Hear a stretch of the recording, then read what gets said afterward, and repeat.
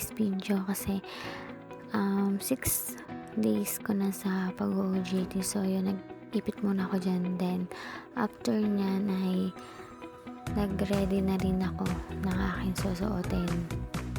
So yun na nga guys, pagtapos kong mag-ipit, dali-dali na din akong tumayo palabas para kunin yung susuotin ko kasi nakasampay pa siya sa labas eh. Then after ko kunin yung aking susuotin, inayos ko na rin yung pinaghigaan ko dyan. So mapapansin nyo, hindi ko na naayos masyadong pagtutupi ng kumot. So yun na nga guys, naayos na natin ang aking munting higaan. So yun na nga guys, after ko mag-ayos at maglinis ng aming pinaghigaan, syempre naligo na rin ako na walang isama ko kayo sa video ko, diba? So yun na, dyan nag-ano na lang ako, naglagay na ako ng concealer, tapos foundation na rin yan para medyo okay yung mukha natin yan, o diba? Ang layo ng pinagbago nung wala pang makeup sa meron na. So yun, naglagay na rin ako dyan ng foundation at saka ng blush on. Sinunod ko na rin yung pag-lipstick at saka yung eyeliner ko dyan sa aking mata. O diba, arte talaga. O, pack ay ng final look ng mommy niya for today.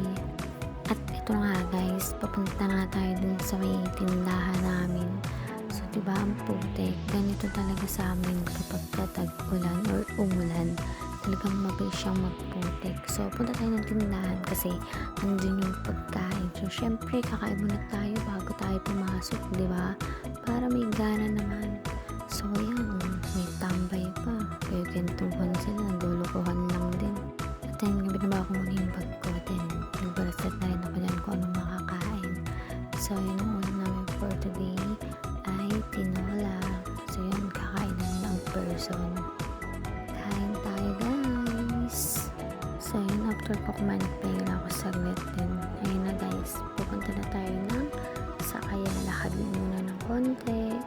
Yan, tamang lakad na muna. Malapit na rin ako dun sa sakayan. Then ayun na nga guys, nakatawid na rin ako at buti na lang may dumating kaagad na jeep. So yun, sumakay na rin ako agad-agad. So ayun nga guys, nakasakay nga kagad ako, pero Burgos pala, sobrang traffic na dahil pala dito sa Maymani may ginagawa palang kalsada. So yun, nakala ko talaga malilate ako ng sobra. So di na ako nagpatumpik-tumpik. Pagdating ko, nag-time in muna ako, then ayan, binaba ko yung bag ko, then nag-ayos na ako ng mga upuan, binaba ko na siya. So yun na nga guys, after kong ibaba yung mga upuan dun sa kabilang lamesa at punasan, dito naman tayo sa may unahan. So syempre kailangan natin punasan yung mga lamesa dahil nga malapit lang yung ating sangyupan dito sa may kalsada, yung mga alikabok pumapasok din, kaya kailangan natin maging malinis. Ayan.